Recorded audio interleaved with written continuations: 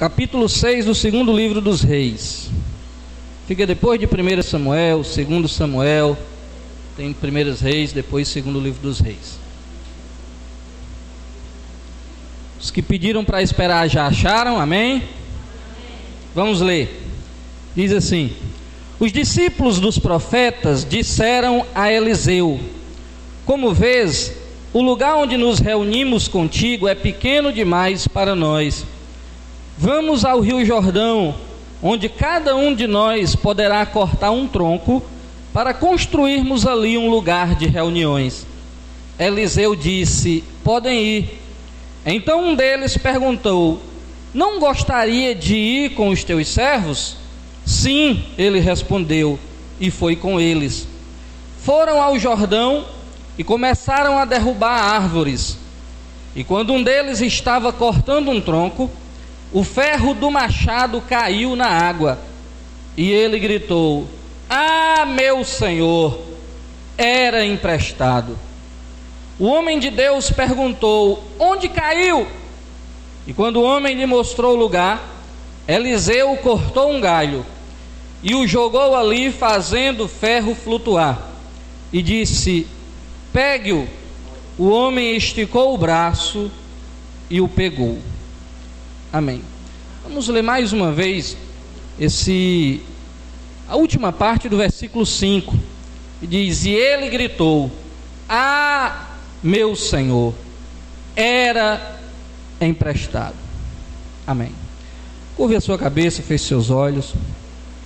Pai, nessa noite nós estamos reunidos neste lugar, Senhor, e nós viemos aqui porque viemos te adorar, cultuar o teu nome e te render graças por tudo quanto o Senhor tem feito em nossas vidas. O que nós queremos é ouvir a tua voz, Senhor. Portanto, eu te peço nessa noite que nos dê graça, sabedoria, e que o teu Santo Espírito abra o nosso entendimento e coloque no nosso coração. Espírito Santo, aqui está a tua igreja, fale com ela através da tua palavra, em nome de Jesus, amém. Meus queridos, esse texto é um texto que retrata um milagre do Antigo Testamento nos dias do profeta Eliseu. Eliseu foi o sucessor de um outro profeta chamado Elias, e Eliseu então fundou o que nós chamamos de, digamos, uma escola de profetas, onde os profetas se reuniam para aprender acerca de Deus. O profeta no Antigo Testamento, ele tinha uma fundamental importância em como o povo adorava a Deus. Portanto, o profeta era o representante legítimo de Deus no Antigo Testamento. Nesse texto, esses profetas estão reunidos, e um deles então percebe que aquele lugar que eles se reuniam era pequeno, e um deles diz a Eliseu: Eliseu, você percebe que o lugar se tornou pequeno, são muitas pessoas, portanto vamos construir um lugar novo. E então eles saem, e um deles tem uma ideia: vamos cortar madeira, para que possamos juntar madeira e construir um lugar maior. E assim eles concordam, e um diz: Eliseu, vamos também.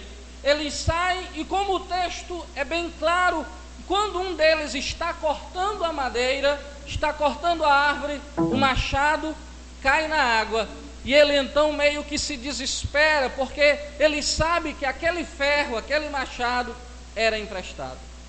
Quando nós olhamos para esse texto, nós podemos perceber um simples, entre aspas, milagre de Deus através da vida de Eliseu. Mas hoje, quando eu li a Bíblia, Deus colocou no meu coração algo um pouco além disso aqui. Muitos textos no Antigo Testamento são a sombra do que Deus quer falar de forma mais profunda no Novo. Por exemplo, quando você lê o texto de Abraão indo sacrificar Isaac no Monte Moriá, nós sabemos que aquilo é uma representação no Antigo Testamento do sacrifício que o próprio Deus faria do seu único filho para salvar o homem pecador. E quando eu olho para esse texto, eu vejo aqui uma fotografia exata, nítida. Poderíamos dizer que nos dias da modernidade seria uma fotografia em 3D daquilo que é o Evangelho de Cristo, ou daquilo que contém o Evangelho de Cristo para as nossas vidas. Observe, o lugar que eles habitavam estava estreito, pequeno. Eu não quero falar do espaço físico, mas se você olhar para o lado espiritual da nossa caminhada cristã, a nossa relação, o nosso relacionamento com Deus, ele é estreito. O nosso relacionamento com Deus é estreito porque o evangelho que Cristo pregou para nós é um evangelho estreito. Ele mesmo disse: andai pelo caminho estreito, entrem pelo caminho estreito, entrem pela porta estreita, porque espaçoso é o caminho, larga é a porta que conduz para a perdição, e muitos entram por ela. Portanto, o evangelho de Cristo, eu não me canso de falar, é estreito. O nosso relacionamento com Deus é estreito. Muitas vezes, meus queridos, somos confrontados com uma série de convites que nos chegam através de muitas formas, e temos que decidir por Cristo. E muitas vezes não é fácil, porque viver o evangelho é viver uma vida de renúncia. O evangelho é estreito. É estreito, tem pouco espaço, porque quando você coloca Deus no centro da sua vida, não pode sobrar espaço para o pecado. Quando você coloca Deus no centro da sua vida, não pode sobrar espaço para a iniquidade. Quando você coloca Deus no centro da sua vida, não pode sobrar espaço para qualquer outra coisa, para qualquer outra pessoa que possa ou queira tomar o lugar de Deus. O evangelho é estreito. O evangelho muitas vezes aperta o homem e confronta o homem naquilo que ele pensa contra Deus e contra si mesmo. Porque o evangelho é esvaziar o homem de si e colocar o homem cheio de Deus. Se assim não for, não é evangelho. A segunda coisa que eu observo aqui, quando eles decidem sair, um deles diz: nós vamos ao Rio Jordão, vamos cortar madeira. E Eliseu diz: podem ir.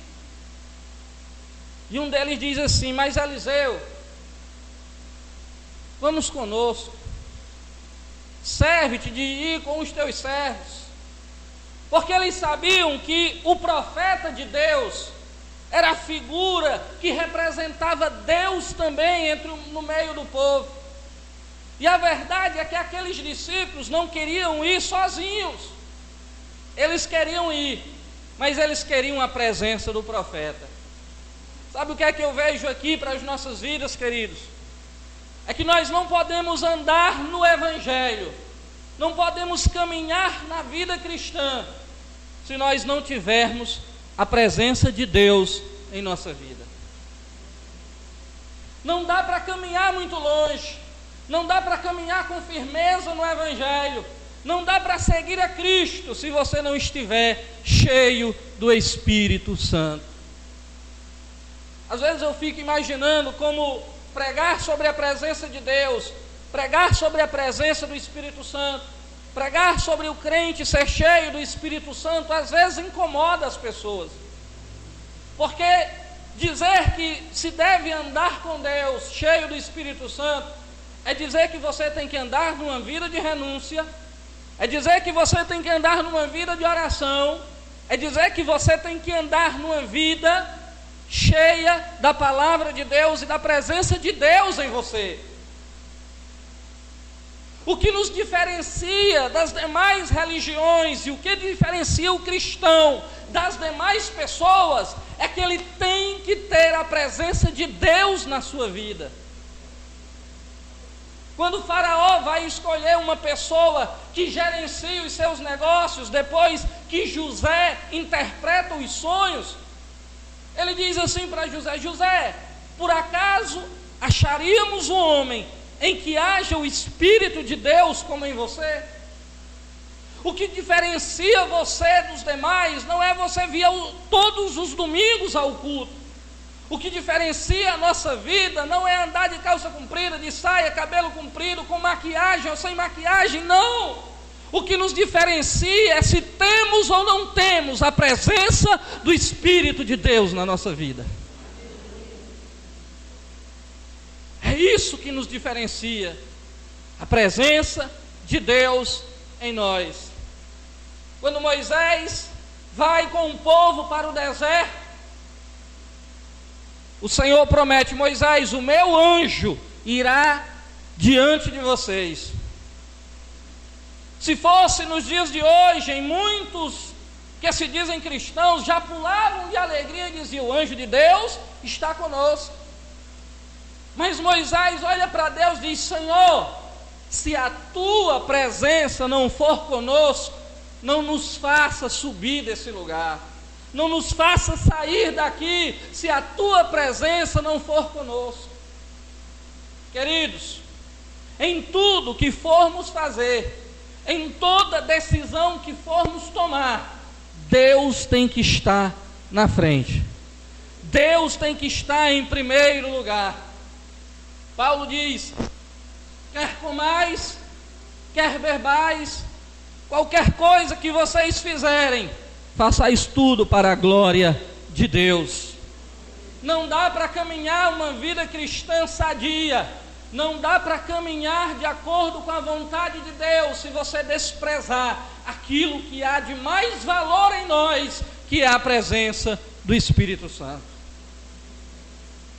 Eu ouvi certa vez uma missionária que contou o testemunho de uma vez que ela foi pregar em uma igreja, e quando ela assumiu o microfone para pregar, muita gente conversava, outros se levantavam, outros andavam, os jovens conversavam entre si, não havia respeito pela presença de Deus.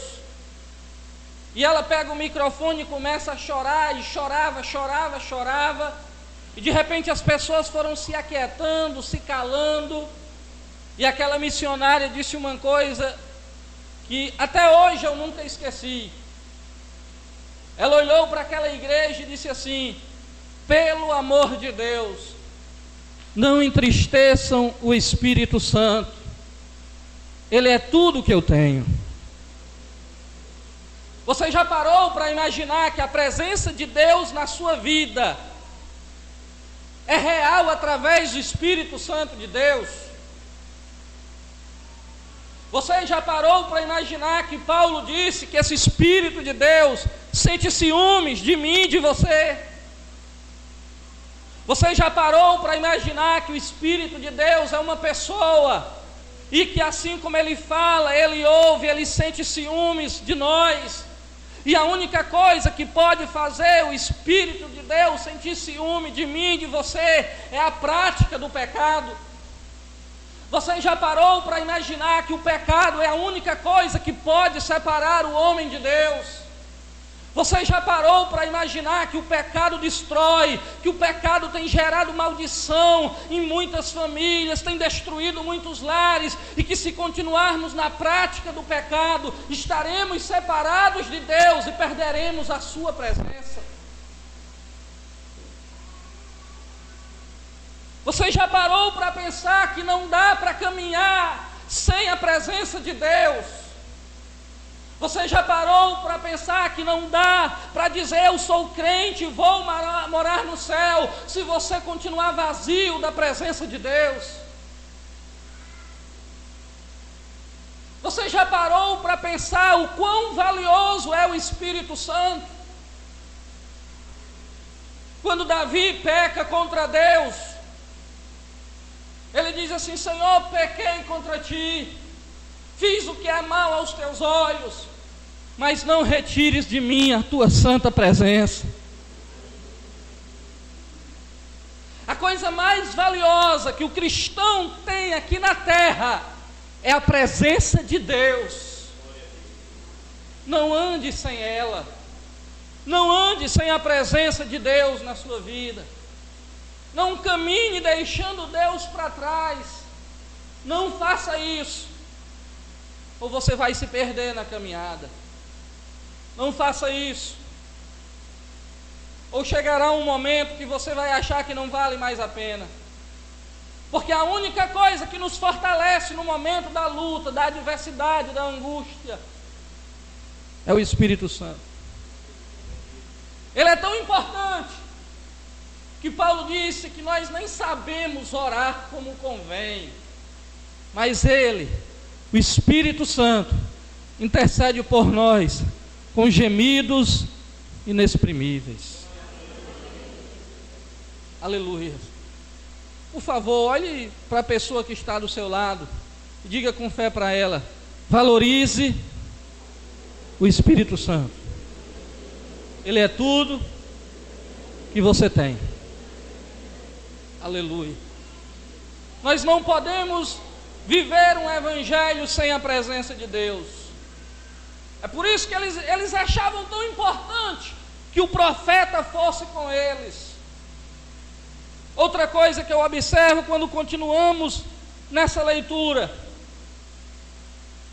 é que quando eles chegam ao lugar, quando eles começam a cortar árvores, o machado cai.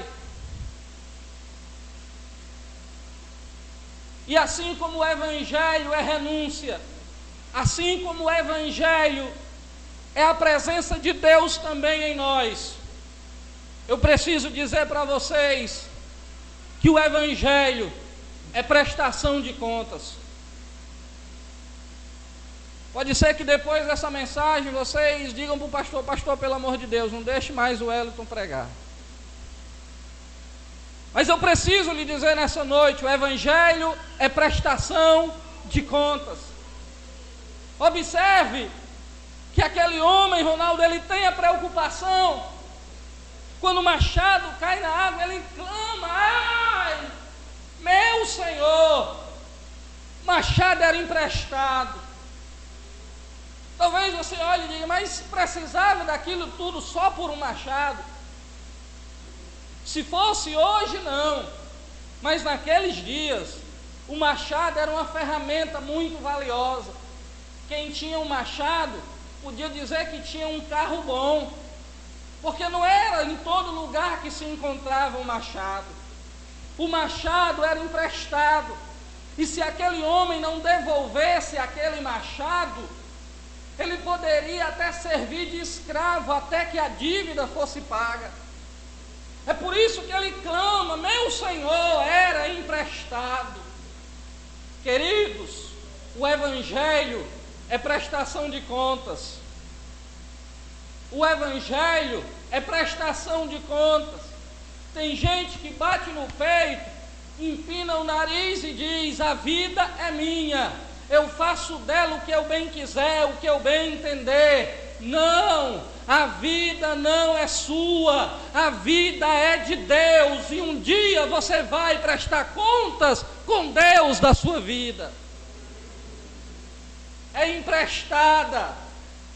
A Bíblia diz que um dia todos os homens, grandes e pequenos, sábios ou loucos, pretos, brancos, reis, servos, todos estarão diante de Deus no juízo final para prestar contas de tudo que eles fizeram aqui na terra. E a Bíblia ainda diz que todos aqueles que não acharam o seu nome escrito no livro da vida serão condenados à perdição eterna. Isso às vezes impacta as pessoas, porque nós estamos acostumados a ouvir apenas que Jesus é amor, apenas que Deus nos ama, e disso eu não tenho dúvidas. Deus nos ama, e na mesma medida que Ele ama e que Ele é amor, Ele também é justiça. E um dia todos esses elementos estarão juntos diante de Deus, diante do juízo de Deus. Você sabe qual é o texto que eu mais tremo quando eu leio na Bíblia? É aquele texto que Jesus diz assim: louco, esta noite pedirão a tua alma, e o que tu tens preparado, para quem será? Você já parou para pensar que um dia nós estaremos diante de Cristo, diante de Deus, de todos os anjos, de todos os demônios e de todos os homens, para prestar contas diante de Deus? Porque se você crê na Bíblia, você tem que crer no juízo. Se você crê na Bíblia, você tem que crer nessa prestação de contas. E o que nós temos preparado? Para quem será?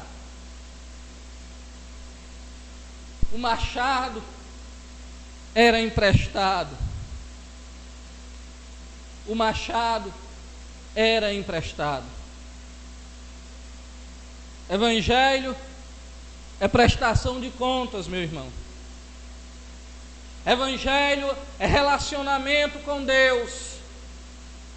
Evangelho traz verdades tão difíceis para os nossos ouvidos que nos fazem tremer. Certa vez um pregador americano chamado Paul Washer, ele pregando para uma multidão de jovens, ele disse: o que me faz tremer aqui hoje não é como está a sua conta bancária, não é como está a tua saúde física. O que me faz tremer, dizia Paul Washer, é em pensar que a maioria de vocês passará a eternidade no inferno. Ele dizia para aqueles jovens: imaginem onde vocês estarão daqui a 100 anos, se vocês não forem fiéis a Deus. Certamente estarão na eternidade, distantes do Criador. Isso é algo que tem que fazer o nosso coração tremer, porque nós temos a certeza que somos criaturas em Cristo, feitos filhos de Deus ou não, dependendo da nossa relação com Cristo, e que diante do Criador eterno um dia teremos que estar face a face. E como juiz de toda a terra, Ele é justo nos mínimos detalhes e julgará cada um de nós, conforme está escrito no Evangelho. Mas o Evangelho não é só prestação de contas. Se eu parasse por aqui, talvez você fosse sair com a alma abalada. Mas a melhor notícia do Evangelho é que, além de prestação de contas, o Evangelho é resgate.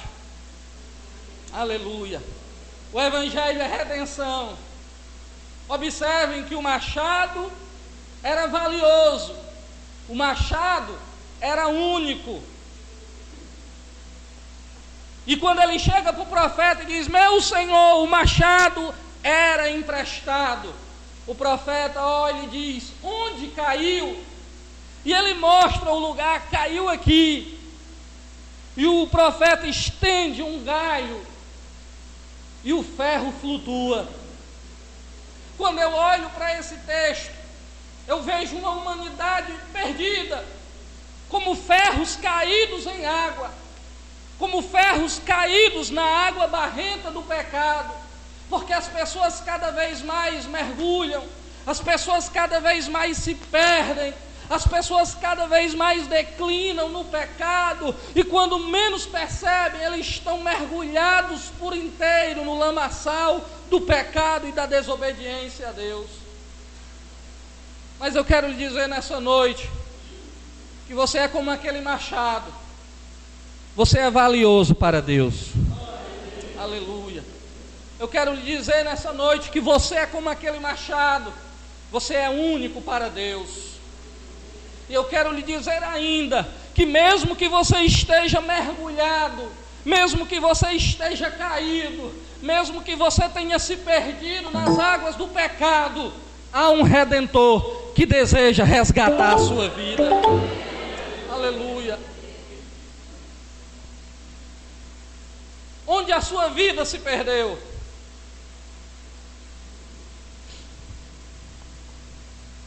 Onde foi que você se perdeu? Essa mensagem é para você que chegou aqui nessa noite, talvez dizendo: eu estou perdido, eu entro na igreja e não sinto nada. Eu saio da igreja mais vazio do que quando eu entrei.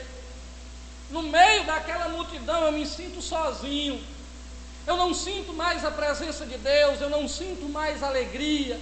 eu não sinto mais o prazer de servir a Deus, eu não sinto mais a alegria de caminhar com Cristo. Talvez a tua vida se perdeu e você nem se deu conta.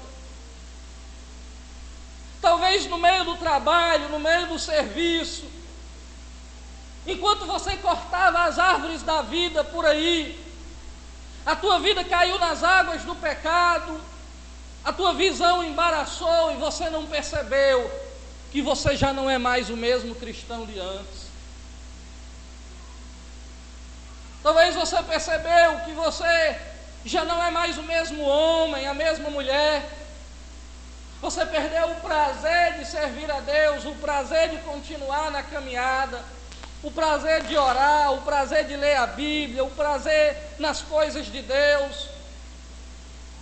Talvez a igreja tenha se tornado enfadonha para você. 2 horas de culto é muito ruim, é muito tempo, a mensagem é cansativa, os irmãos são enjoados, o pregador é feio.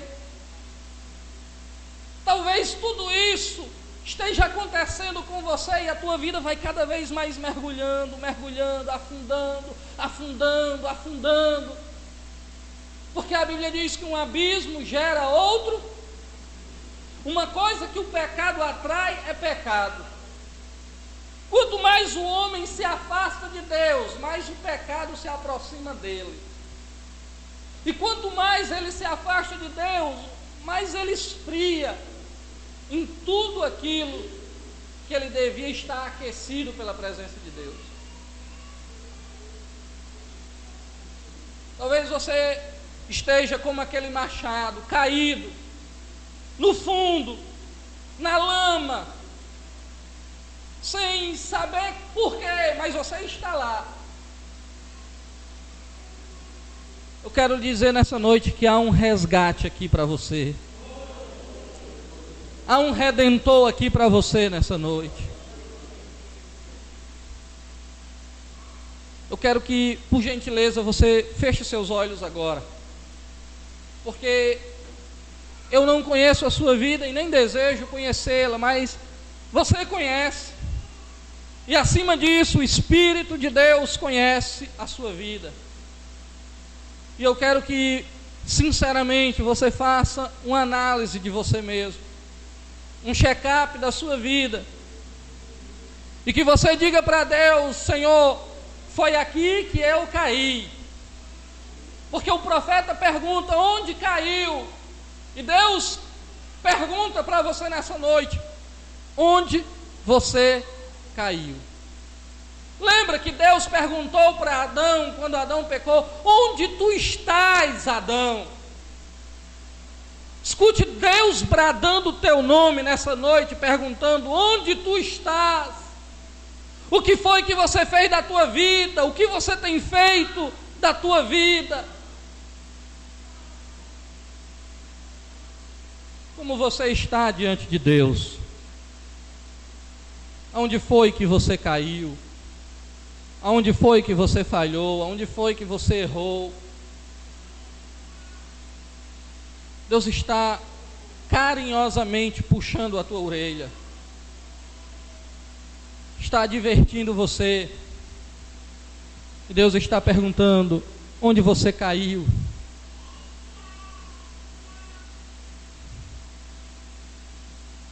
Deixe Deus falar com você. Seja sincero com Deus. Diga: Deus, eu caí aqui, eu errei aqui, eu pequei aqui, eu me afastei aqui, eu me perdi aqui, eu era para ter feito isso e fiz aquilo, e foi assim que eu me perdi.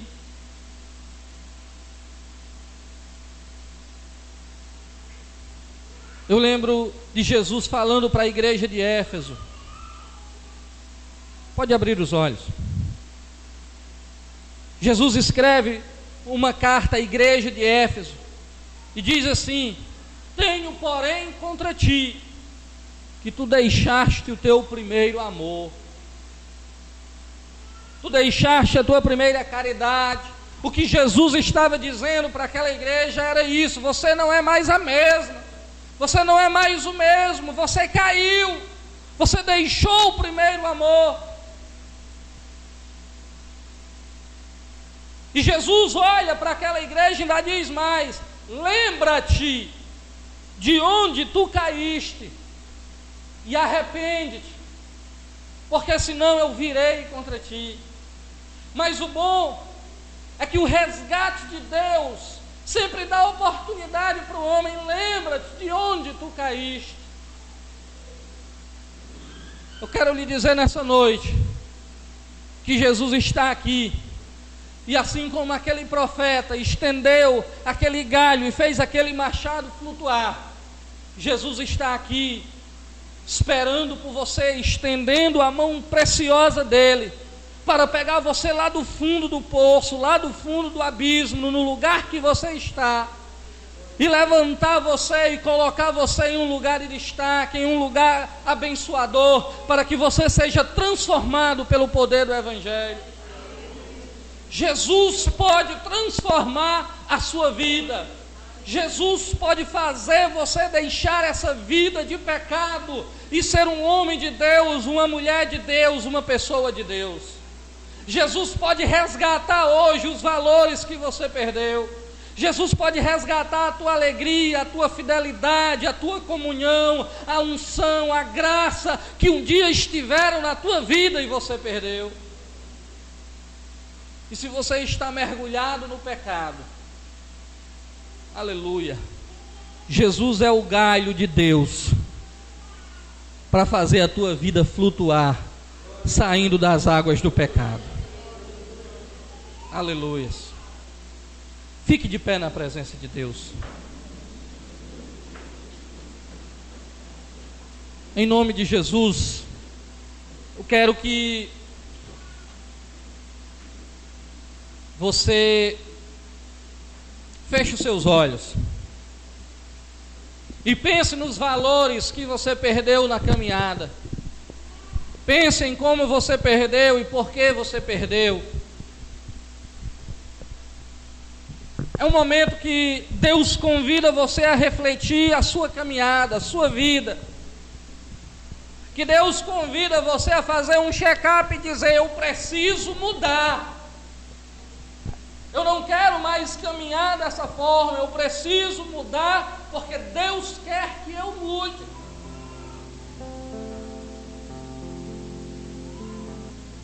Eu quero que, se você sentiu Deus falando diretamente ao seu coração, se você sentiu esse puxão de orelha carinhoso de Deus, se você sentiu Deus advertindo você, e você sentiu que em algum momento você perdeu alguma coisa na sua caminhada, eu quero convidar você a sair do seu lugar e vir aqui à frente. Você não precisa vir porque eu estou lhe convidando, não. Se não vier ninguém, não tem problema, eu vou orar e vou convidar. Mas se você sentiu Deus falando com você, vem aqui à frente, eu quero orar por você.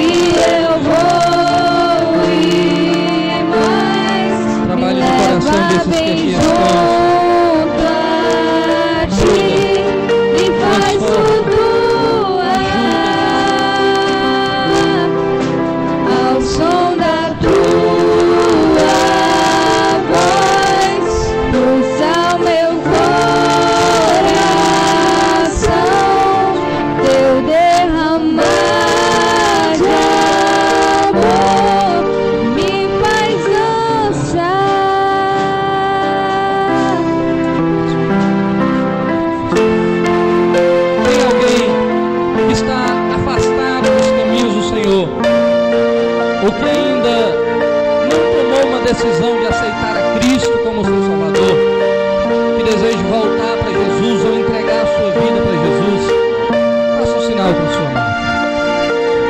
Se você sente que precisa de um resgatador, de um resgate, de alguém que transforme a sua vida, só Jesus pode transformar. Só Jesus pode mudar você, só Jesus pode mudar a sua história. Você precisa de um Salvador. Você precisa de alguém para perdoar os seus pecados. Se tiver alguém, dê um sinal assim com a sua mão.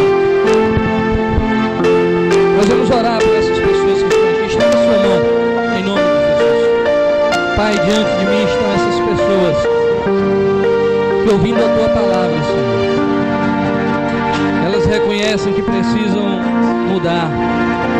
Talvez muitas estejam como aquele machado caído, mergulhado no lamaçal, e que não têm forças para levantar-se sozinhas, Senhor.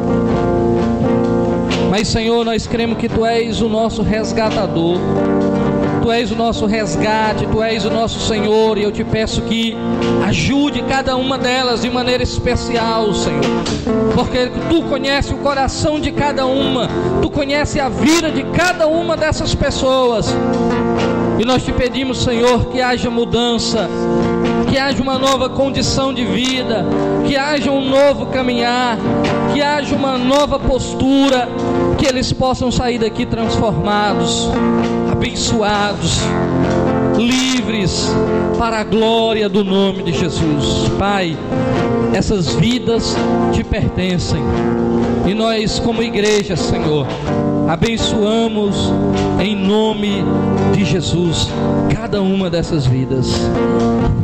Que Deus em Cristo te abençoe em nome de Jesus.